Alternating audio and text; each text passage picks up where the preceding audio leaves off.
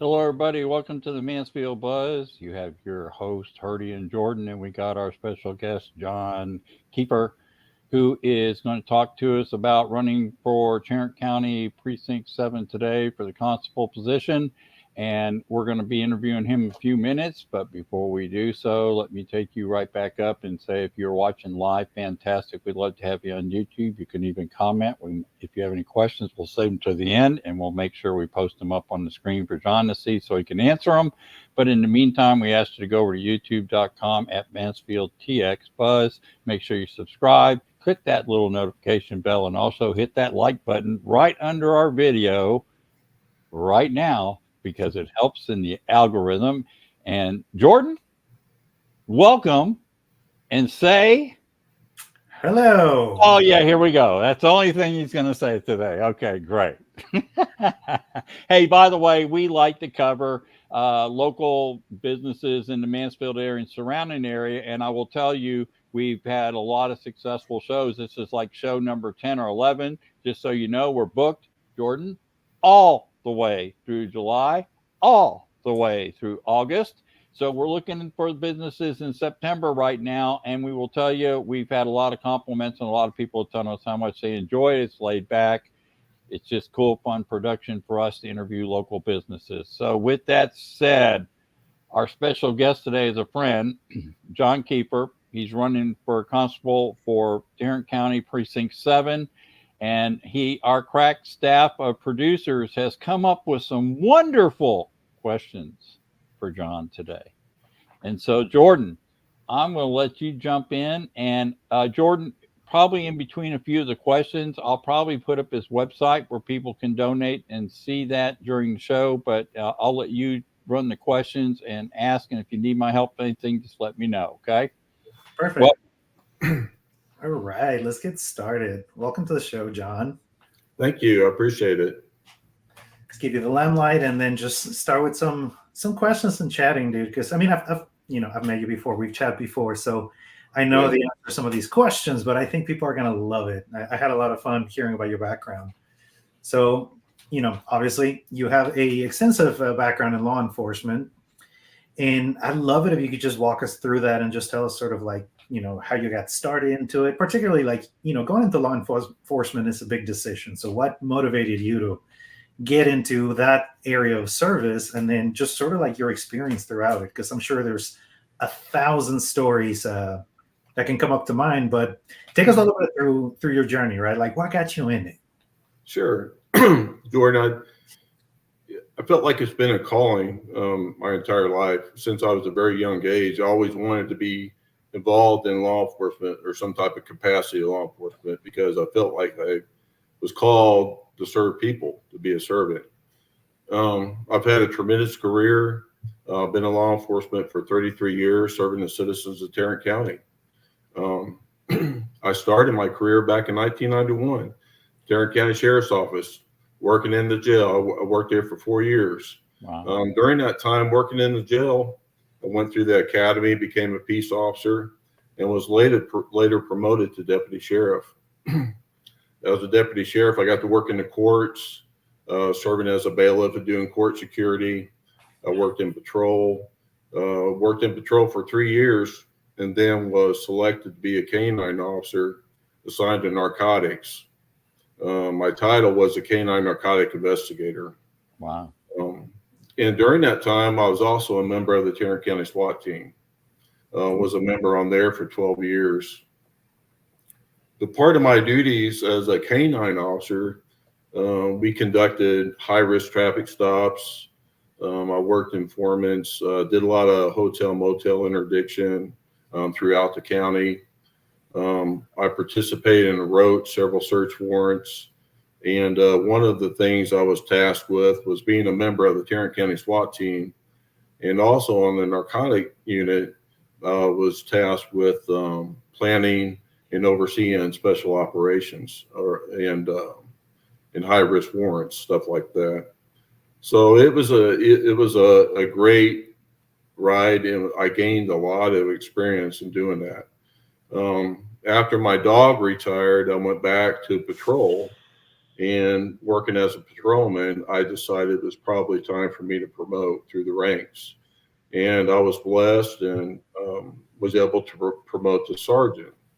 And one of my first assignments as a sergeant was back in the courts. And I was responsible. One of my main responsibilities in the courts. He's smiling. Watch out. Right? Right? Was 160 deputies. I was responsible for their time attendance, keeping up with that. And I had to do a weekly report to the command staff of all the overtime that was worked, all the overtime that was flexed, and what we had to pay out. So that was one of my main responsibilities, among others, but that was the primary. And then from there, I transferred back out to patrol as a sergeant. And that's where I finished my career, 22 years with the sheriff's office. 2013, I was able to transfer to the Constable's Office and worked there for almost 10 years. 2023, I retired. I retired at the rank of chief deputy. And then I got a job with the I got a job with Mansfield ISD PD, working as a police officer at the schools, helping keep our kids and teachers safe at school. So it's been an amazing career. I've been very blessed to have such an amazing career and the experiences I got to experience. That's fascinating. One of the things that really comes out to me is like you've had a really nice balance between like being in the action spot, like some, particularly working with SWAT and just high risk warrants. Like that's intense, right? That's a lot of hands-on action, like really be on your toes, adrenaline rushed. But then you've also had more of like, I guess what we could call in layman terms, like more of a desk job. And like more of the management side, and you've really got a really nice balance of both of them. Yeah. So I was going to bug him and ask him, me, I have to jump in. Of all those different things you went through, because it sounds like to me they're all stepping stones to something else, right, John? So Right. Was there one you preferred over the other through all your experiences? Was there one you look back on and it just you really enjoyed, or did you just like them all because they were all so different? I think the thing that I liked the most, and at the time, was working in narcotics. But as I advanced in my career, and especially in supervision, I was able to draw on my experience when it came to mentoring the younger deputies. And when it came time to doing stuff like that and sharing my experiences with them and helping them come up through the ranks. And that's the part I like, reflecting back on my experience to be a mentor and to be coach other officers. So, but I find that very rewarding as a administrator. Awesome. Cool. Well, that takes me directly to our next question, right? So in that wide range of experiences in your career, like what are some of your most notable achievements and what are you most proud of? So proud of a lot of things, actually, but some of the things that some of my notable achievements was back in 2001, I received a commendation bar, me and my partner K9 Rex, for the work that we did in narcotics. A commendation bar is one of the highest achievements you can get in law enforcement. So that I'm very proud of. Also proud of, I was selected by my peers. 2007, I received Operations Deputy of the Year award. And I was elected by my peers. So that was very special to me as well. Some of my notable accomplishments was I did 120 hours management supervision training with the School of Institute of Law Enforcement. And then one of my most proud accomplishments was when I retired in 2023. I retired at the rank of chief deputy. So it was a notable achievement and something I'm proud of. Yeah. That's awesome. It's nothing better than to have a long tenure and then just be able to look back at it and get a sense of pride, a sense of joy, a sense of fulfillment, which really seems like you've gotten quite a bit of all of those. So what's it like to have Rex?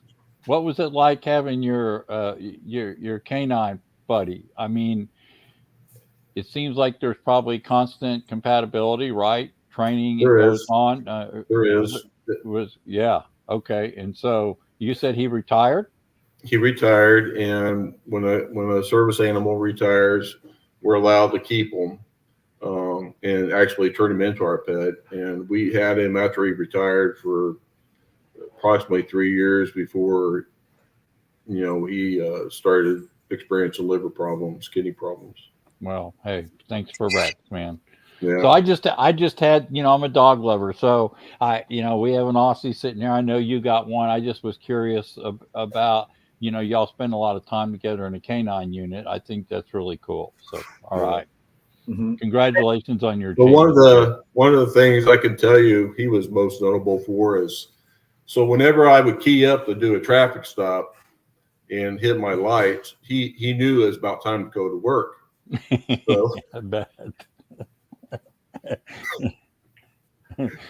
We would start spinning circles in the back because I had a Tahoe, and like most canine units, you have the back seat is designed for the canine, but they actually put him in the very far back of my Tahoe so we could transport prisoners to and from when we make an arrest.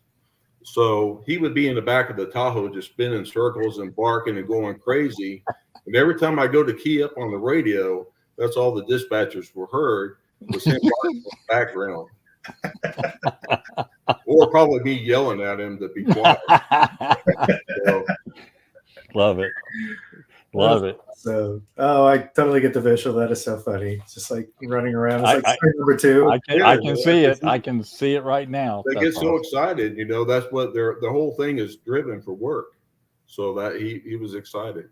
That's a good thing. Yeah. That's super cool. Well, then this next question is kind of puzzling for me because with all that experience that you've had, you've like your day job has been full of excitement. So then what do you do when you're not working? So to help me decompress, I enjoy spending time with family and friends, but I also enjoy being outdoors. I love camping, love fishing, just being outdoors, barbecuing, cooking. We're coming over, Jordan. You don't know that yet, but John's offered to cook out with us. A brisket. In the near future. I just invited us over, okay? Yeah. We'll live stream it. Yeah. But I just enjoyed being with friends and family outside. I mean, if it's just by a pool or, having a smoker going or being on a boat. We've had 2 boats, and I don't have one now. Hopefully I'll have another one soon, but we've had 2 boats. Our kids grew up on boats. We took them camping all the time. It was just something we really enjoyed doing. And that's how I like to decompress and get away from work. Oh yeah, that's awesome. It's one of the things I love about the area over here because I'm originally from Mexico, and moving here, all the lakes and all the lake activities, like it was just mind blowing, and I love it. I'm grown up. I would always tag along. Anybody had a boat is like, I am there this weekend. Yeah, and just we've had 2 pontoon boats, and each boat was about 24 feet long. And you were able to get like anywhere between 9 to 11 people on there, and it would be common for a weekend for us to be out at Joe Pool with probably 8 kids on our boat and probably 4 adults or something like that. It's just the kids would be swimming and having fun. We pull them on the tube and just have a blast. Well, I was going to say, luckily thing for Texas is there's plenty of places to go decompress in Texas if you want to go outdoors. So we love that part of it. All right. Next big question, the one I've been wanting to get the answer to myself. We're into the good one. Jump in, buddy. Yes. What made you decide to run for constable? Yeah, that's the one I want to hear. That's what we're all hanging on the edge of their seat for. Well, so like I said, I worked for over 9 years at the Constables Office, and I was able to work my way up through the ranks. And when I retired as a chief deputy, it was quite an amazing accomplishment. I loved the job, and I loved the challenges of the job. 2023, I actually retired to prioritize some family needs, and took a job with Mansfield ISD School District. But in December last year, I was talking to somebody, and they asked me if I was interested in running for constable. And I said yes without hesitating, not really knowing what I was about to get into. But I said yes, and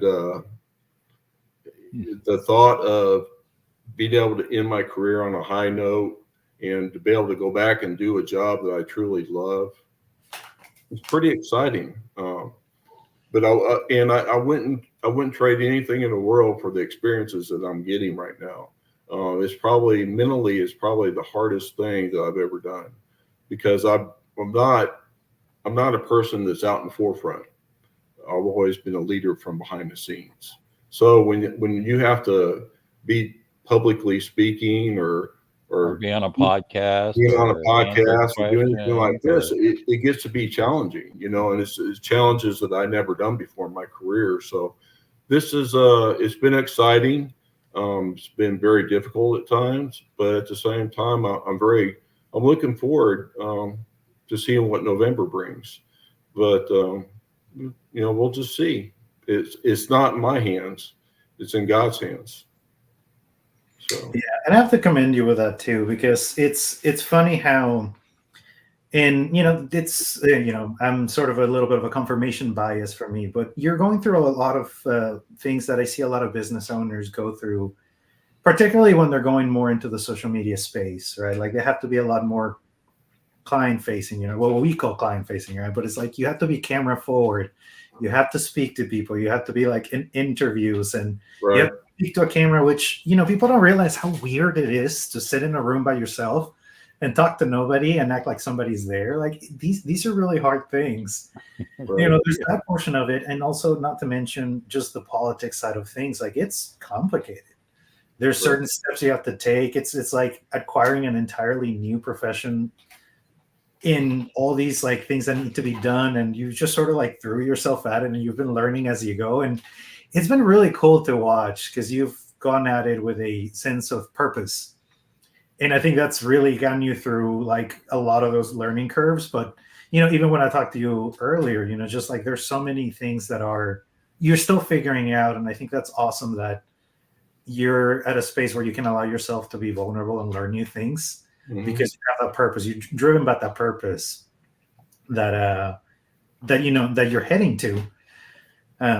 Just one thing I do want to ask you for, because I know to a lot of people like watching this, they probably don't know what a constable does. And to be completely honest, I wasn't entirely sure what a constable was. I know sometimes I would pull behind a cop car that was like it looks like a cop car that said like Constable's Office. I'm like, what is a constable? So if you could please educate us on what that position, what is the primary role of that office? So I get asked that question all the time, and it's really hard to explain, because when you start talking about serving civil process papers, a lot of people don't understand the terminology of the paper, so they get lost, and it doesn't mean nothing to them. They don't mean anything. But the Constable's Office and the Sheriff's Office are the only two agencies in Texas that have the authority to enforce the law and enforce civil law. So in saying that, Tarrant County Sheriff's Office does not have a civil division where they go out and serve civil process papers. So that responsibility falls on the Constable's Office throughout the county. And we have 8 precincts, and I can tell you 8 precincts operate different. It's based on the constable and the needs of the people of the precinct. But here in Precinct 7, we our main function and our main priorities is civil process papers. We serve evictions. We serve various types of writs. Writs is a paper where you have a court order of a judge demanding you to take action on something. We serve small claim suits. We serve divorce papers. We serve protective orders. We serve tax suits, tax papers. It just goes on and on and on. And like I said, when you start talking about civil process papers, a lot of people don't understand it, so it just goes right over their head. But we also have other responsibilities, especially in Precinct 7, because of where we're demographically located, and we're next to the unincorporated area of Tarrant County. So we also assist the sheriff's office on calls for service. And for a while, we've done that quite often. I'm not so sure how often we're being called for service. They answer calls out there. Not sure how often that's taking place now, but for a while, it was quite a bit. We also serve arrest warrants. We enforce traffic laws, and we do criminal investigations. So the Constable's Office here at Precinct 7, we actually do quite a bit of everything. But the main priority is the serving process papers. And there's a lot to it that people don't realize. And there's a lot of risk and dangers involved in it as well. Yeah. But maybe we'll talk about that a little bit later. But the Constable's Office does a lot of different things, and you got to wear many different hats, just like a law enforcement officer has to as well. But it's very challenging and very rewarding at the same time. So John, just to clarify something, so just to get the terminology down for our listening audience, when you say the Constable's Office can serve along with the sheriff's office, what do you mean? You mean you can do stuff that they do, or can you? Yeah, so the constable by the Texas Constitution, I'm sure it might be like this for other states, right? But the Constable's Office and the Sheriff's Office are the only two agencies in Texas that can enforce civil law, serve civil process papers. Gotcha. Now you can have process servers serve certain type of papers, but they're only limited to certain types of papers. Any papers that where a deputy has to take action has to be served by a deputy constable or a deputy sheriff. Gotcha. Okay. Yeah, I just wanted to clarify a little bit. Before Jordan gets next question, I always like to not interrupt the show, but move this up here really quick, because I want to make sure during the show that people that are watching this have a chance to see that you have a website where people can donate, go see, running for Tarrant County Precinct 7 Constable. And we want people to be able to go to this, and we want to show it up on the screen because we want people to see it during the broadcast when they're watching the on-demand or the iCar version. So guys, go visit John Kiefer for constable.net. Okay. And Jordan, back to you. Yes. So, backtracking a little bit, I know you worked in law enforcement for a period of time, and then going towards the end, you actually transferred to the Constable's Office. So I'd love for you to just walk us a little bit to what it was like transitioning from the Sheriff's Office to the Constable's Office. Yeah, so it was very exciting for me to go over to the Constable's Office to expand my law enforcement career and do something different and challenging. So I welcomed that, and I was excited to have the opportunity to go. One of the hardest things today is for officers to use their discretion, because they're constantly under a microscope. Any decision they make, there are always questions about it. But the thing about enforcing civil law is different. You get to use your discretion, and I encourage deputies that work in civil constable's office to use your discretion, because it's a lot different, unlike enforcing criminal law on the street. But one of the things that you have to keep in mind, and I tell people all the time, that as a deputy constable, when you're serving people service process papers, on most occasions, a lot of these people are going through underlying issues in their life. It could be a loss of a job, loss of income, could be either going through a divorce, custody battle with their kids, a number of things, the loss of a family member, drug and alcohol addiction. There's some reason that these people have fallen, and now we're there knocking on their door, and we're serving an eviction paper, or we're serving divorce papers, or we're there with a writ of attachment to take possession of their kids, or we're there to close down their business or seize some property. So we have to be able to use our discretion, and we have to be able to adapt and de-escalate a lot of these situations when we come into them. So, that transitioning from the sheriff's office over to the constable's office, I credit a lot of my success at the constable's office from my experience at the sheriff's office. One thing I want to do is I want to share a story with people on how I actually use discretion on the call. I had served an eviction at an apartment complex, and this tenant had went to eviction court and he lost, and he still refused to move. So the apartment management had to do what they call file for writ of possession. A writ of possession, like I told earlier, in a writ commands a deputy to take action. Well, writ of possession commands a deputy to take possession of property and return it rightfully to the owner. So they had filed for writ of possession. I was issued the paper, and whenever you're seizing a residence, an apartment, or something like that, you have to post a 24-hour vacate notice on the door. So once I received the writ of possession for this apartment, I went and posted the vacate notice, and then I later scheduled for the writ to be executed. On the day of the execution, I returned to the apartment complex, and I asked the manager, I said, "Is this tenant still there?" And the manager said, this guy's family came and helped it. The family came this past weekend to help this guy move, and he's still refusing to move. He's not going to move. And she said, not only that, she said, he lost his job.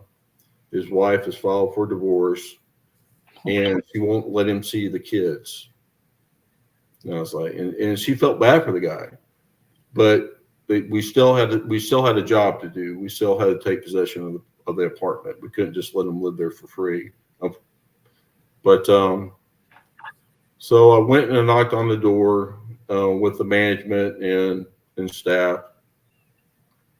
And I talked to the guy and I asked him if I could come in. He invited me inside.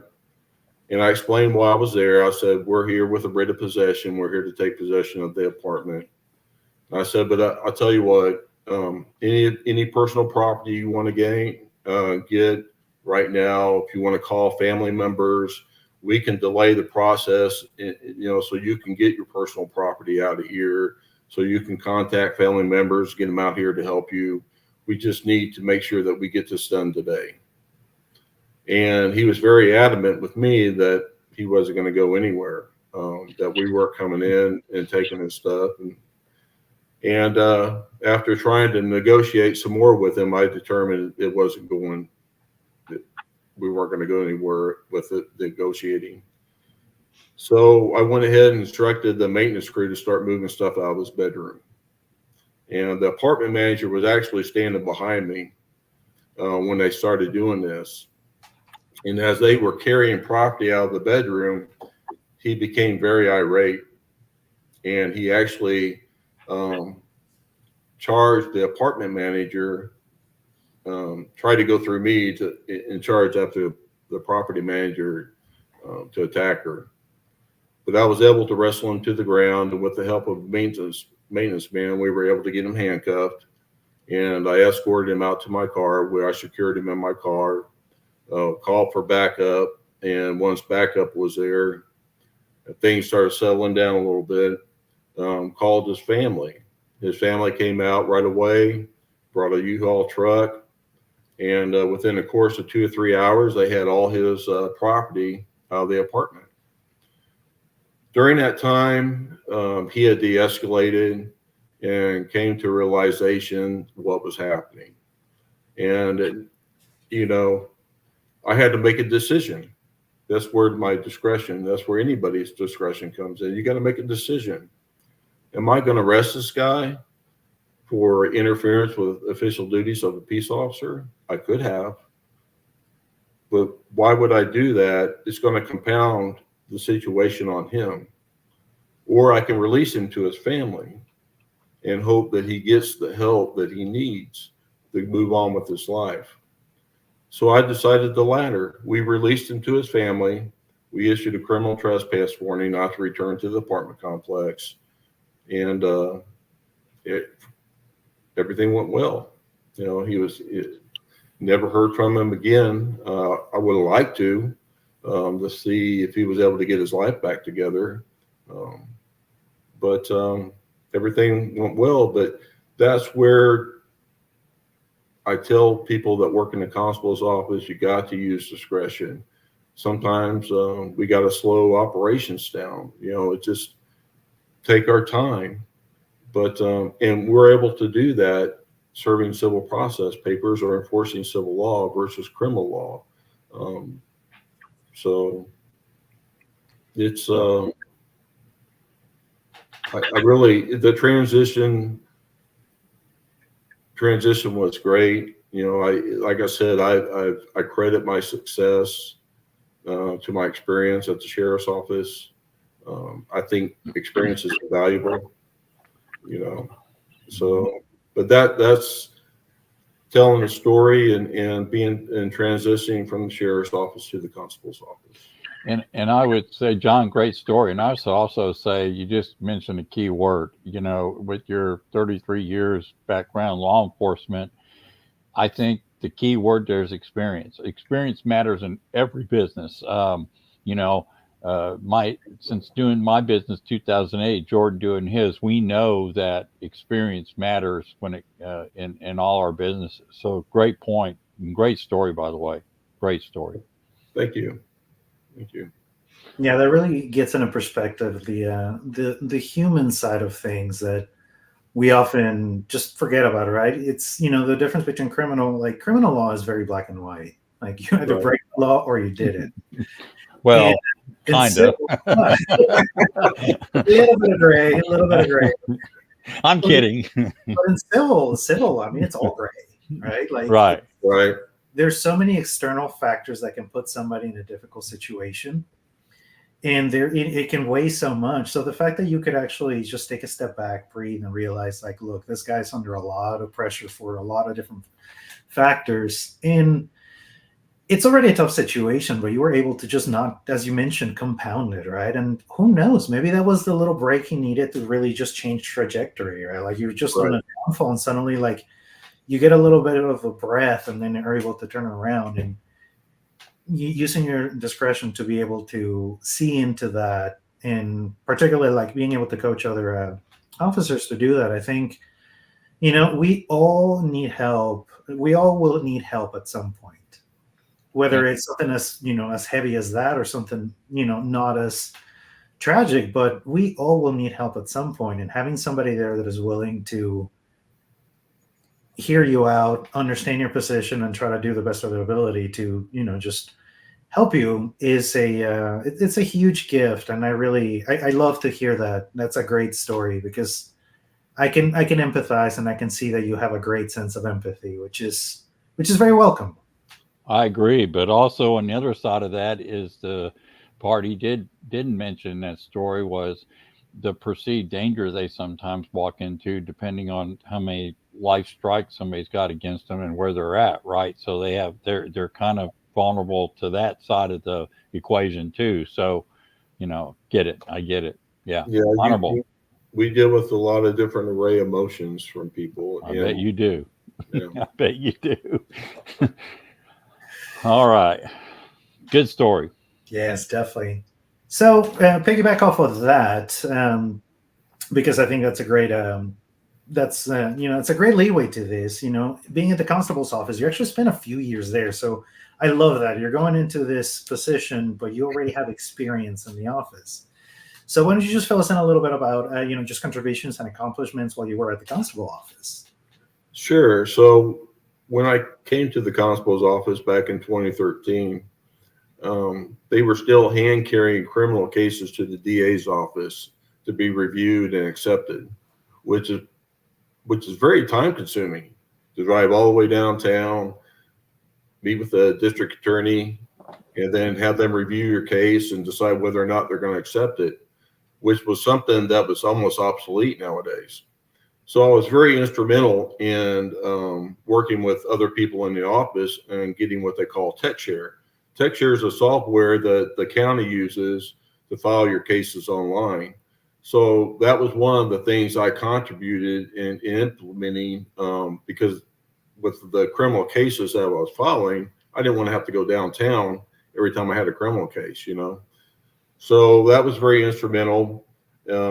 Also, what was very important was having access to jail records.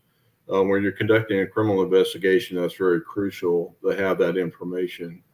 And then later, getting with the sheriff IT, which is different from county IT, but getting with the sheriff's IT and having them actually install what they call RMS on our desktop computers in the office. RMS has an array of different functions, but I'll explain how it kind of works at the sheriff's office and how we use it at the constable's office. At the sheriff's office, when you got the patrol deputies doing their reports from the in-car computer, they're doing it on RMS. And once they get done with their report, it flags a supervisor to review it. And once the supervisor reviews it and accepts it, it goes to the CID division, where the CID will determine whether or not this is something they need to investigate or move on. But that's how they do it at the sheriff's office. It also has other functions it does as well for the investigation side of it. But at the constable's office, we needed something to do our offense reports on, do our incident reports on. So that was very crucial when filing cases as well. With the DA's office, we needed something to do our offense reports on. So I was very instrumental in getting the sheriff IT to share that software with us. And we later used it. I'll explain later how we used it in the office later once I was promoted to chief. But now all the precincts in Tarrant County at the constable's office has access to RMS. So, it's something where the constable's office is progressing, and it's progressing very quickly now with technology. But I'm kind of lost there for a second. Give me a second to retrain my thoughts. You're fine. We'll ad-lib on that. So I guess the restructuring of of making things easier from not having to run back and forth, down the courthouses, district attorney's office, whatever. This software is streamlining a lot of how the constable's office revenue can increase, things of that nature. Is that is that the big accomplishment? Well, the software is actually designed to make us more efficient in doing reports, criminal offense reports, and filing cases and stuff like that. It's done on a more professional level. Gotcha. So that's very important. So one of the things I wanted to talk about is how the constable's office actually generates fees. Yeah.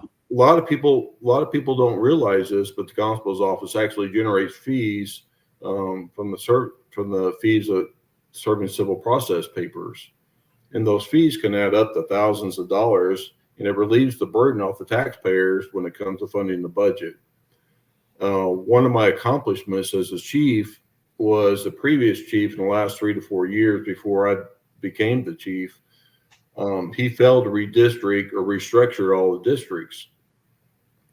And with all the growth in Mansfield, the population, the construction of new apartments, residential homes and businesses and stuff like that, it was increasing the workload in some of the districts. It doubled and tripled. in size, the workload. And some of these deputies were just drowning in their workload and having a hard time getting them served. So as the chief, having worked a district and understanding how it works, one of the main things I wanted to do was I wanted to restructure the district so we had even distribution of papers. That even distribution of papers helped the deputies with timely and quality service when they were serving the people. And that's important when these people are paying a fee to have their civil process papers served. So that was one of the things that I wanted to change when I first became deputy, was I wanted to have an effect on our quality of service.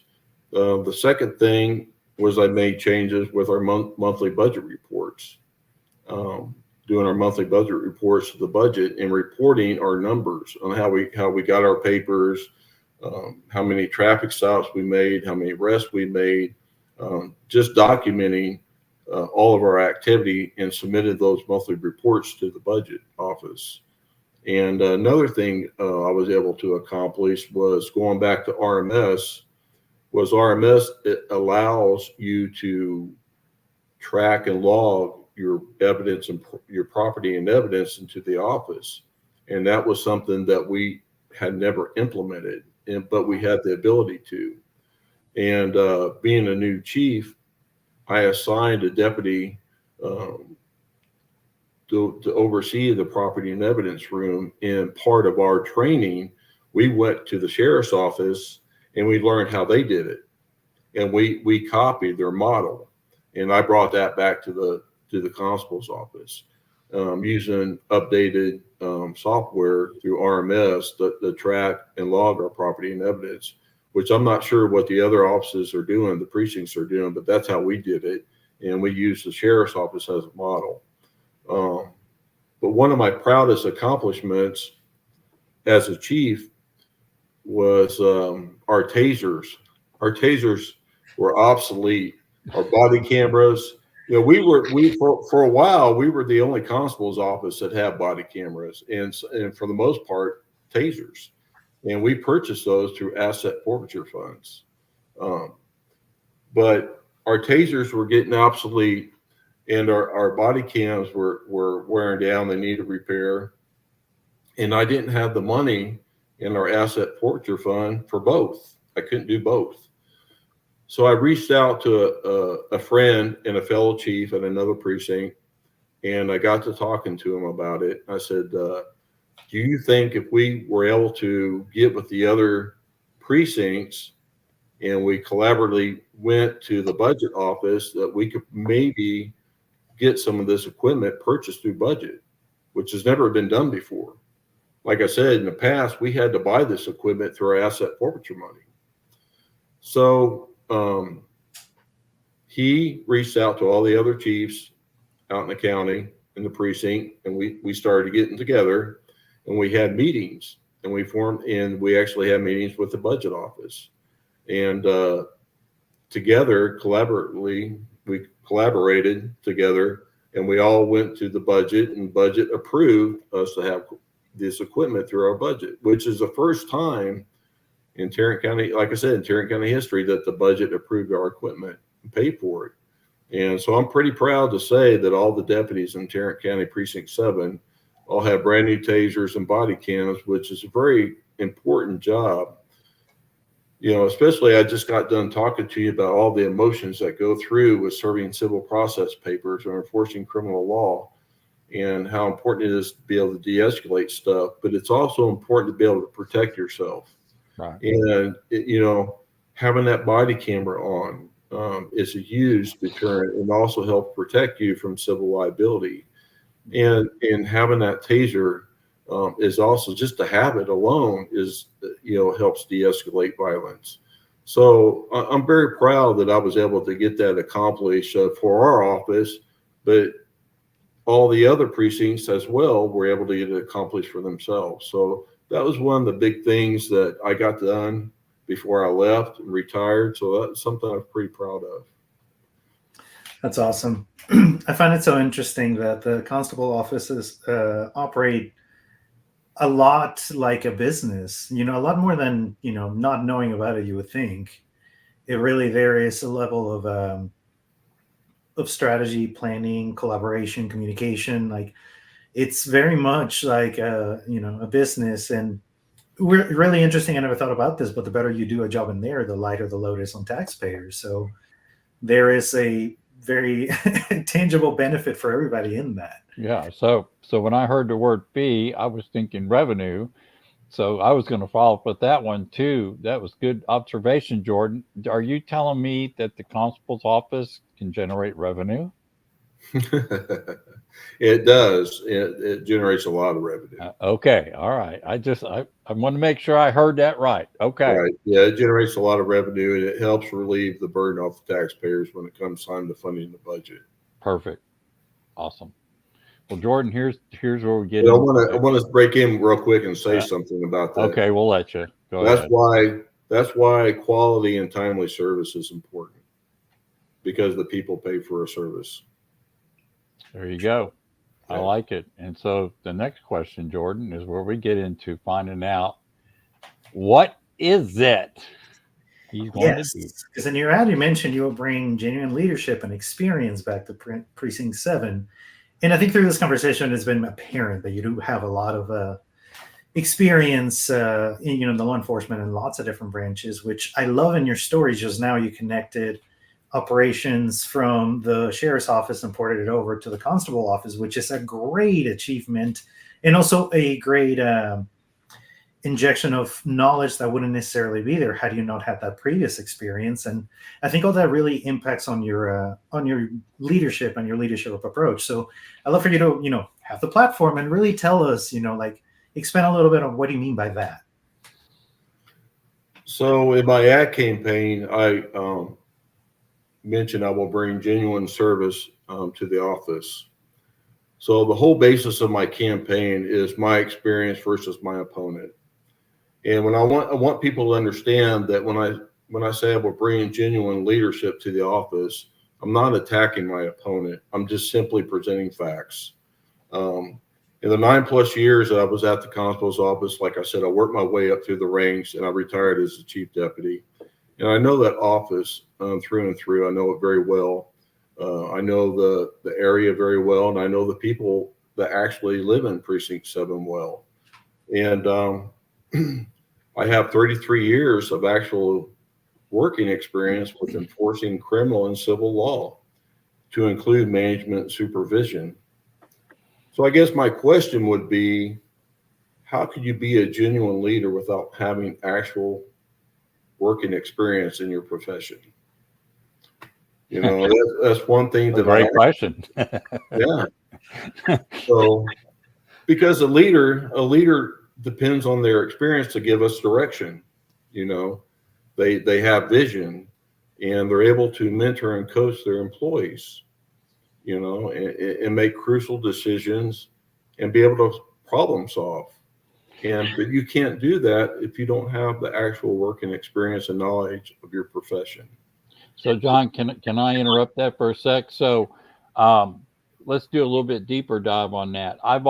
You've always been told, that guy has leadership ability, or that person's a great leader. Well, I've often said leadership is a skill. It's not something you just put a hat on and you're good at it. You have to learn it through experience and doing it. And eventually, maybe you have the personality to be a good leader, right? And you've got that attraction, but it's still a skill. Am I going down the right road there?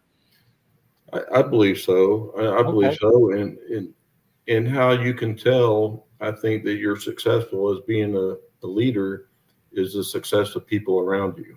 Absolutely. So, that's how I would define it. Somebody, how do you know if you're successful being a leader? Well, I go look at the people around you. Are they successful? If you're able to help them be successful, that, to me, that defines you as a leader. But you also have to be, when you're leading a agency, a business, a company, if you're a CEO, you have to have credibility in what you do. You have to have knowledge in what you do. Yes. And you can't effectively lead from the front if you don't have that working experience. Absolutely. So that's why it's very important. And like I said, I'm not attacking my opponent by any means. I'm trying to show my experience versus my opponents, and why I think leadership, authentic leadership and genuine leadership, is something I will bring back to Precinct 7 when I'm elected. And it's one of those things that I find it interesting. Earlier, I made the comparison between the Constable's Office and just like operating as a business. And, for those that have been working in the corporate environment, I've experienced the difference between having a good manager versus a bad manager. There's even the quote, right? Like, people don't leave a company, they leave a manager. And it's so true. It can make a very big difference. That's true. Yeah. Who is responsible for you. And if they, in fact, take that as a responsibility. And it's one of those things that I think is really cool, because you obviously have the background, but you also have the empathy. And it's really cool that you're going for this, because, for one, I think anybody looking at this, you can't vote for a good manager at a company, right? Like, like lately, Starbucks have just been filled with horrible stories about how they've mistreated their employees. And, I can't do anything about that, right? Like, I couldn't go over there and be like, well, I'm just going to go vote for Starbucks hiring a different manager. Like, no way. It's just like, go away, dude. But in here, like, there is a genuine chance to really impact the lives of lots of people by picking correct leadership. And, I'm honestly not familiar with your opponent, but I do know you, and I know, and just what I've gotten to know you thus far, it's obvious you have a background in it. It's obvious you have an experience in it, and you have the empathy and the drive to do that, which I think is incredible. It's really cool. I'm really excited for you to, take this on, because it's obviously that you have a passion for it. I do. Like I said, from a young age, I've had a calling to serve, and it's been a tremendous career. And God has blessed me in so many different ways, And as I look back, I was actually having a conversation with my son the other night. You're allowed. But I was explaining to him, we have our ups and downs in our career and in our life. Doors open and close. But I think as doors close and doors open, that's God's way of directing our path, Absolutely. Absolutely. And I like his next question, Jordan, because it says, if elected, if. And, well, what changes are you going to make? Let's just ask it. Okay. Yes, I know you have plans. I know you have a vision. And, to you, this office is much more clear than to a lot of people. You have a very 360 view of what's going on. So I know you have a plan, and I love it if you could share with us, like, what do you want to do? What do you want to change? And how are you going to make this better? So one of the first things I want to do that's been taken away or no longer practiced is I want to create and establish a hiring board to ensure the citizens that we're actually bringing in to work in the precinct. That's important. And this hiring board, or the candidate, will be hired based on their merit, experience, education and training, and a thorough background investigation. And I'm going to try to eliminate myself as much as I can from the process and rely on the people that I put in place for the board. And we used to do that, but it's gone away from that. And I think it's important that we go back to that. That's very important. One of the first things I'm going to change on day one is a hiring board, create a hiring board. Second, based on my overall knowledge and experience of the office, on day one, I'm going to work at changing how we do things to improve the efficiency of the office, to improve the efficiency on how we run our civil process papers. And thirdly, I'm committed. We have an obligation at the Constable's Office. We have an obligation to work with other local agencies, and I'm going to be committed to that. I'm going to be committed to working with other agencies. In fact, I want to be able to start training. I want to do joint training with some of the local agencies to create that bond of trust. So when, in the case of an emergency crisis situation, we can respond to this crisis, and they trust us, instill us with their trust to do what's needed to be done. So that's one of the things that I really want to do. First off, I want to create, and this is just the beginning, but I want to create a hiring board to make sure that we're hiring the right people, that the people of Precinct 7 can understand that we're bringing the best candidates we can for the people. Change the immediately go in and make some changes to affect the quality of service that the people are getting. And then second of all, just be committed to our local agencies and providing a service with them in case of emergency crisis, because our country right now, we have open borders coming in. We have fentanyl. I was at a meeting the other night and you can purchase fentanyl between $1 to $5 a pill on the street. That's how cheap it is. That means the market is so over flooded with it. It's just crazy. So we have no idea what the burden the government has placed on the people, especially in the state of Texas, because we're right up to the border. We're right next to the border. Mm-hmm. So we may be called upon at some time to change our responsibility. We may be called upon to act differently. It depends on the needs of the people, and we got to be ready. You know, I understand that our main priority is civil process papers, but we have to think beyond that as well and be prepared. And I love that you're thinking about that, right? Like it's that operational efficiency, collaboration, attracting the right talent. Like those are things that, not to sound like a broken record, but you know, like in the corporate culture, like those are like what everybody knows are like key points to a thriving culture. And that's what you're thinking for the Constable Office, is to bring that in.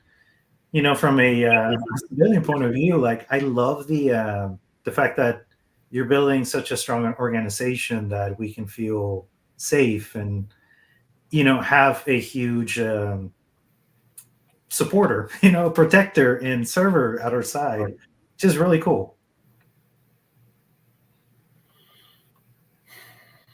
I like the idea that we need to get away. Well, this isn't any job in any company, right? I think we see a lot of results from not having proper qualified people put in the positions they deserve, and I think that's got to be, especially in my opinion, part of law enforcement, right? Is you need to have the best candidates, the highly most qualified candidates doing this job, right? Because they stand between the public and us people out there that are living our normal lives. So great point. So Jordan, why don't you pull up the last question, because we're winding down top of the hour, and I'll get up his donation. Once you put that question up, then I'll get up his site right here. So there we go. So how do we send you money, my man? Well, this is one of the hardest things for me to do, is ask for money, because in today's world, the economy, inflation, everybody struggles. So, but a simple donation of $5 can help cover the cost of a sign, and you know that goes a long way, especially when you're buying thousands of signs. So, you know, just anything. I appreciate any amount at all. One of the things you can do to donate to my campaign is, if you go through my website, I have a donate button. It's a link to PayPal, which you can go on there. Like I said, as little as $5 means a lot, and it goes a long way in help funding the campaign.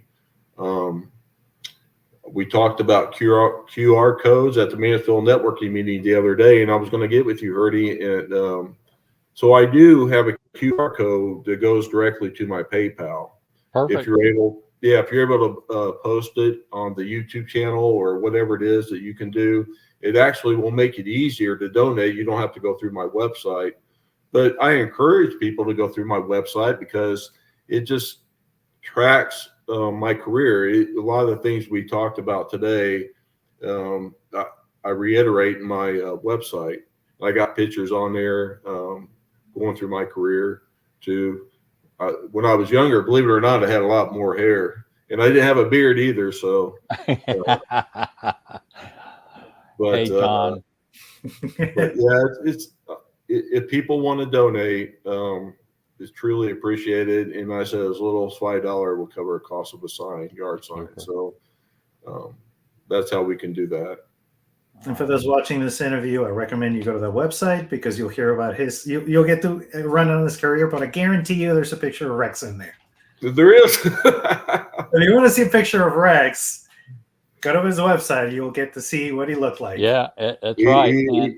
He was a beautiful German Shepherd. Yeah, I love it. John Kiefer, thank you. Running for Tarrant County Precinct 7 coming up November 5th. I believe you can also early vote, but if you like, but make sure you do vote on November 5th and go to his site. I'm going to leave it up right now for a few minutes. Do a donate. And to answer your question on the QR code before we sign off, absolutely. We can put those on some shorts or in some links in some other places. And so people can click and link straight to a video. So it's all good. So let me remind everybody, thank you. By the way, our longest podcast to date. We've been on a little bit around an hour and 1 minute, which is fantastic. We wanted to spend time going through these questions and addressing them. But we also want you guys, when we put this back up on archive, to please listen to it, share it with some friends, go like it, subscribe, get the bell notifications on for new broadcasts coming up and new podcasts. We're on every Thursday. Matter of fact, John and Jordan, next week we have Roger from Minuteman Heating and Air, along with a tag team. We're going to do Ben Franklin Plumbing at the same time on the same broadcast. What do you think of that? Ooh. We're going to do a twofer as a new experiment. And so we're real excited about that. So John Kiefer, thank you. Jordan, you're a fantastic host. Thank you for addressing the questions and leading us through the interview with John. And John, we wish you luck. But it's going to be better than luck. I think you're well on your way.